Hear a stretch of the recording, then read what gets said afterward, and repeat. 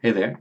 Um, in this video, I want to talk about some positions that can arise from the black side and a very common cheap trick you might know as the four-move checkmate or the scholar's mate, and how to avoid these traps and get a better position, in fact, with black.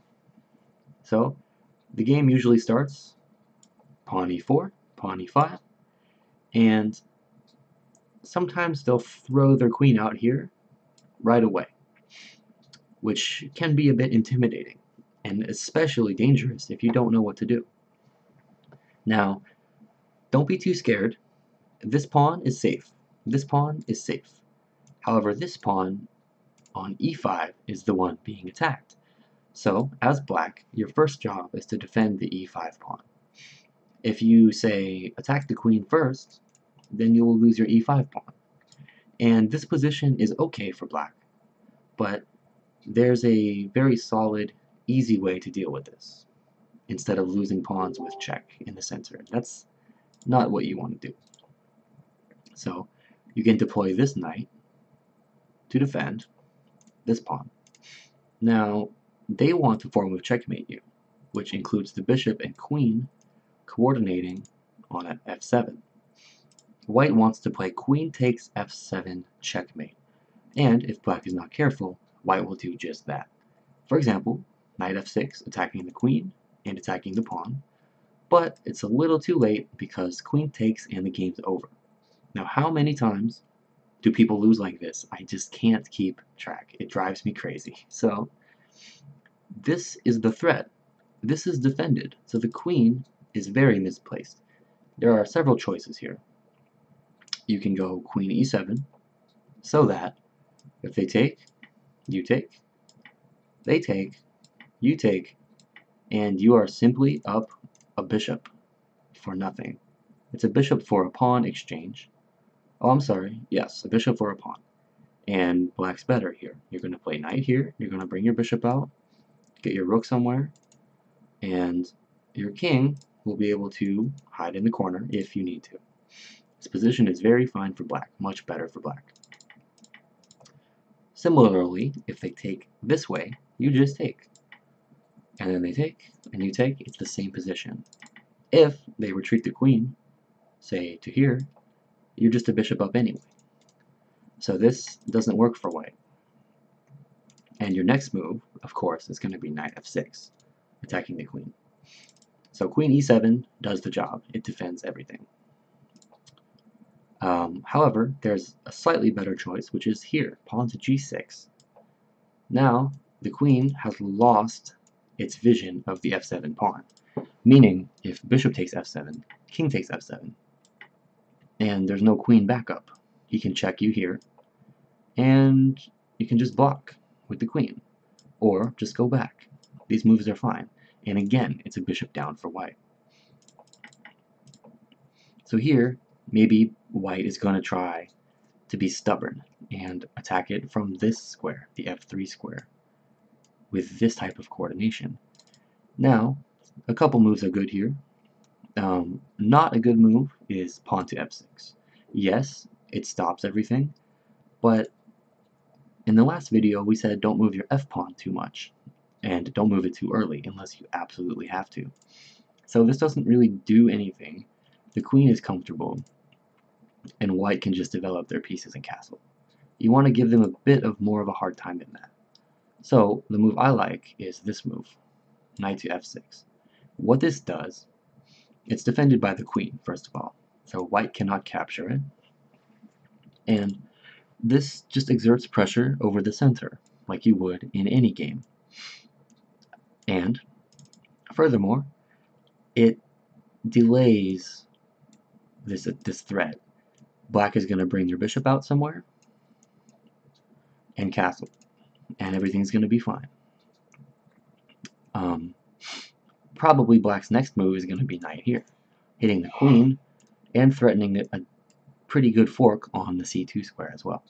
So if the knight comes out, then we have knight here to d4, hitting the queen. The queen has to defend the fork square, and you can just play normally. And where's white's attack? There's nothing going on here. And furthermore, black is far ahead in development and has comfortable control over the center. So after this move, they might try to be one last try to be stubborn, which is queen over here to b3, and you see there's a battery formed. The queen and bishop coordinate on this square. Now, in this exact situation, they have kind of forced your hand. They moved their queen 1, 2, 3 times, so it's okay to move yours once. Queen here, defending, as we mentioned. Now, in the last video, we said if you move your queen in front of this bishop, it's blocked. However, the bishop has another door to get out.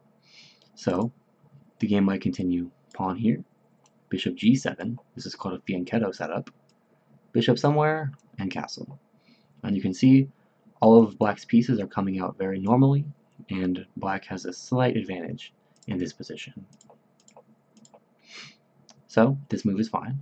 Another interesting choice is pawn d5, staking a big claim to the center right away. Now, a few things can happen here. If pawn takes, then we can play this move. Knight to d4, attacking the queen, attacking the fork square, and this pawn has blocked white's attack. This is a bit of an interesting line. It is a pawn sacrifice, but it can lead to some good compensation for black, and an open position if you favor that. If they go with bishop takes, then after knight takes, if they go pawn takes, we simply play the knight here again. If they go queen takes, they have to recapture, and then you can just play knight here to b4, forking 2 pawns. White probably has to defend this one, so he doesn't lose his rook, and then you take care in the center. Material's even, and black has a lead in development and has more center control, as you can see. So that stems from the move after knight f6, they're stubborn, d5. But queen e7 is definitely safer, and if they do something normal, say knight f3, then you always have this fork, knight a5, hitting 2 pieces. They have to save their queen, to be sure. So, say here, maybe. Well, they have to save their queen in a way where it stays defending the bishop. So, maybe here. And watch out, you're losing this pawn too. So, first you can take, they take back, and this is just fairly normal. Everything's going to be okay for black here. You solidify your center, you're ready to play moves like bishop here to e6, or bishop here to g4, and black is going to castle, and black is going to be fine. This queen is going to provide further tempos for black. Let's say white castles, well now bishop e6, and the queen has to move. If the queen tries to hit this weak pawn, maybe with a move like here to check. Oh no, it's a fork, but look at this. Defended. Defended. White's queen has to move another time. And it's actually getting a bit hard to find a good square for the queen. It goes all the way back. Then we simply develop our pieces. Black has huge control over the center, controlling all of these squares. And white has not brought out his pieces yet. So this is fine for black. So what did we see here? That's if they throw the queen at you right away. Another thing they might try is to be a little sneakier about it with a move like bishop here. This bishop is safe from attack, at least for right now, and their next move is going to be queen out. So you can get the same position with knight here, queen here, and g6, which we talked about. They go here to here and here, and that sort of stuff. They might go to f3 right away, in which case you play the same knight out. It's fine. Whenever the queen is on f3, bearing down on this f file, you can always bring the knight out to stop it. And your next move is going to be knight d4, remember, attacking stuff. And what do we do if they're stubborn? If they're stubborn nuisances, you just bring your queen out to e7. Then you have this fork, and you have this knight move, and the white pieces are misplaced. So that was the form of checkmate and how to avoid it. It always consists of bishop here and queen somewhere, with the goal of taking the f7 pawn with checkmate. The best way to defend that is to bring your knights out normally and play queen e7, defending.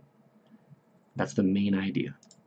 So, thanks for watching. I hope you learned something, and I'll see you in the next video.